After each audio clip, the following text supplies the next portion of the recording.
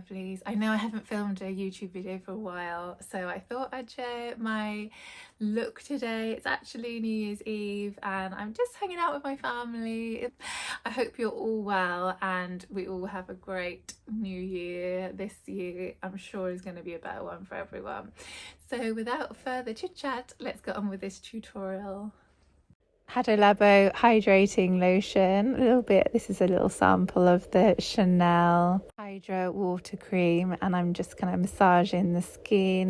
Patting La Roche-Posay Ultra Tolerance Eye and L'Oreal Glow and More like highlighting liquid, just to give my skin a bit more radiance underneath the foundation. I'm bringing a little bit of the extra in the chest.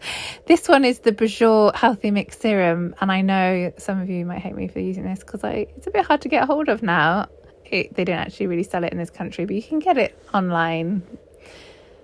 I'm tapping it in with more of a kabuki style brush, and this is the Tarte Shape Tape Concealer, and I'm using it almost like a highlighter on my skin and for extra coverage. Though the only problem was it kind of gathered a little bit on my forehead and got in my dry bits where I've not been looking after my skin over Christmas.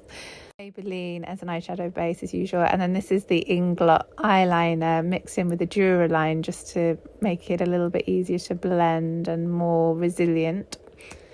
I pack it on the lid for that smoky base and then using a fluffy brush to blend it out, and the same underneath my eye. I like to wing mine out to give it a bit more of a feline lift and getting it right in my lash line. Using the Be Perfect Stacey Marie Carnival extra large palette, I think it is. More of the taupey shade from that, and then the black over the top. I just want it to be kind of a really sheeny deep shade, and then this one is the mid-tone to blend it all out, and the same underneath to tighten. I wanted a little bit more warmth, glow. A more matte highlighter on the eye, and then because it went a little bit dry on my skin, I'm using my favourite Maybelline concealer to soften it and add a tiny bit more coverage. I'll list all the product proper names below. And then this is my usual Studio Finish concealer, as it's got a lot of coverage, so I can cover up all those spots from me having dairy. I know I shouldn't, but it's Christmas, we can eat what we want, hey? And then I'm using the MAC Harmony contour, but it's a blush, but it's a really nice contour, and I'm just using it in the eye as well just to diffuse it all out, and as a nose contour.